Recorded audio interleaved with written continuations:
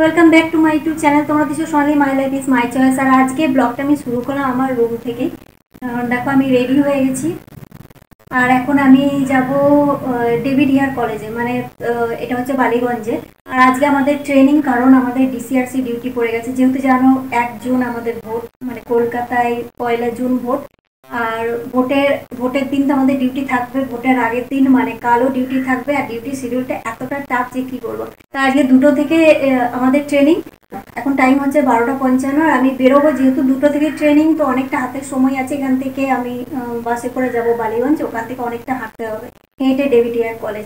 তো ট্রেনিংটার পর কালকে আমাদের ডিউটি শিডিউল হচ্ছে সকাল 8টা। মানে এতটা টাফ, কীভাবে পৌঁছাবো জানি না। যাই হোক, আগের বারেও ডিউটি করেছি, তো এইভাবে পৌঁছাতে হবে।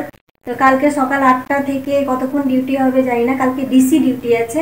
আর পরশু দিন যেহেতু ভোট, পরশু দিন আরসি ডিউটি আছে, সেটা আবার সকাল 7টা থেকে বুথের ডিউটি। তো বুথের ডিউটিটা হচ্ছে আমার ব্যাড ডিউটি, যেহেতু ভোট বুথে বসতে হবে। আর আরসি ডিউটিটা হচ্ছে আবার ডেভিড হিয়ারে, ওখান থেকে ডিউটি করে 4টের সময়, 4টে সাড়ে 4টের সময় পৌঁছে আবার যাব ডেভিড হিয়ারে।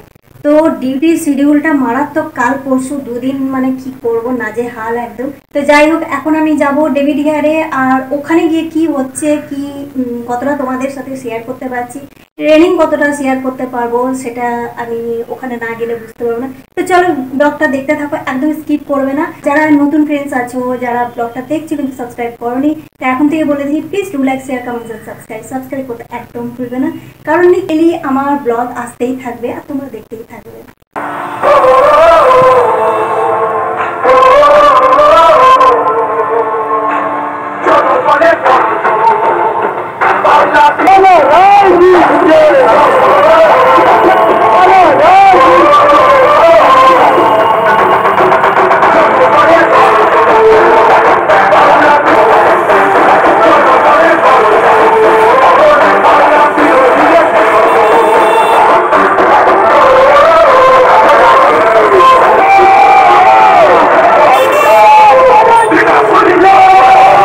তো দেখো, ট্রেনিং যাব বলে আমি বাস স্ট্যান্ডে দাঁড়িয়ে কিন্তু পুরো ফেঁসে গেছি। কারণ আজকে না আছে বাস, না আছে অটো, পুরো নাকাবন্দি।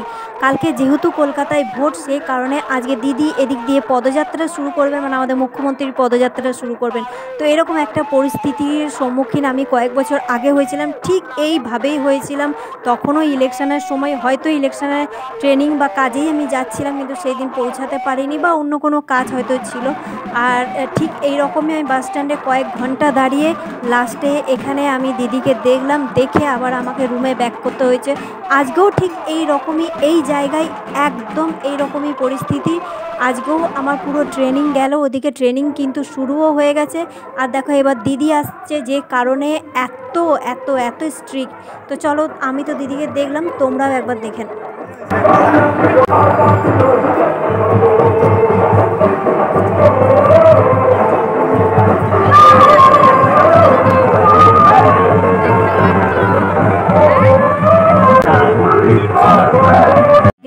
আমি বলে বোঝাতে পারবো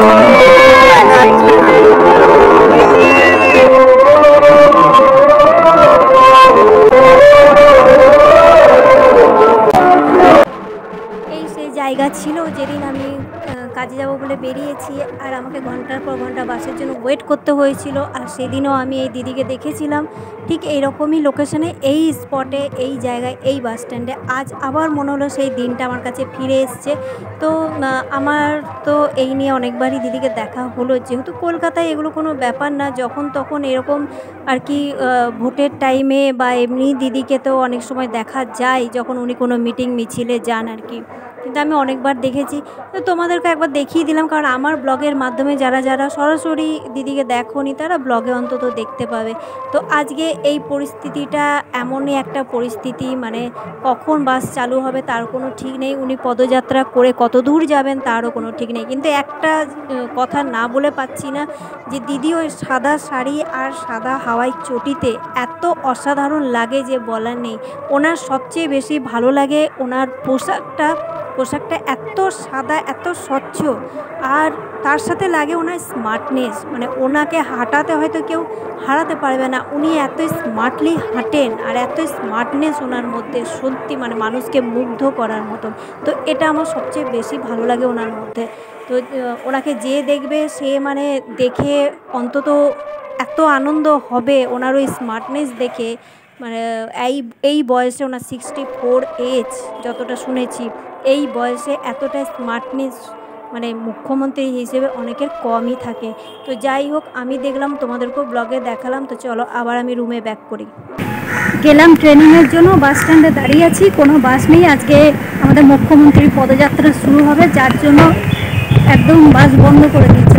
ঠিক না, যে ট্রেনিং আমার সব গেল, কোনো ট্রেনিং নিতে পারলাম না। জানি না কালকে কী ডিউটি করবো, আগে ডিউটি করতে পারবো কিনা, যাবো কিনা আমি নিজেও কনফার্ম নাই, দেখা যাক।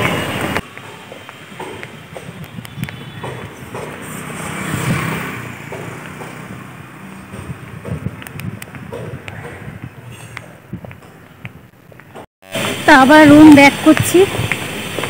আজকে আজকে ভিডিওটা এখানেই এন্ড করছি, কারণ আজকে মুড ঠিক নেই, যেহেতু ট্রেনিংটা নিতে পারলাম না, আজকে মুড ঠিক নেই।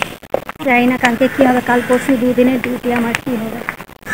যদি ডিউটিটা হয় তো তোমাদের ভিডিও দিতে পারবো, মানে ডিউটিটা শেয়ার করতে পারবো। ডিসিআরসি ডিউটি সবাই জানে না ডিসিআরসি ডিউটিটা কী হয়, তো সেই ডিউটিটা কীরকম হয় সেটা আমি শেয়ার করতাম। তো এখন আজকে ট্রেনিংটা যখন নিতে পারছি না, ডিসিআরসি ডিউটিটা আমি আদৌ করতে পারবো কি না, কারণ আজকে আই কার্ড দিত, ট্রেনিং দিত, আই কার্ডটাই তো নিতে পারলাম না। তো কালকে যদি ডিউটিতে যাই, ওখানে যদি আই কার্ডটা নিই তাহলে আমি শেয়ার করতে পারবো, আর না হলে গেল।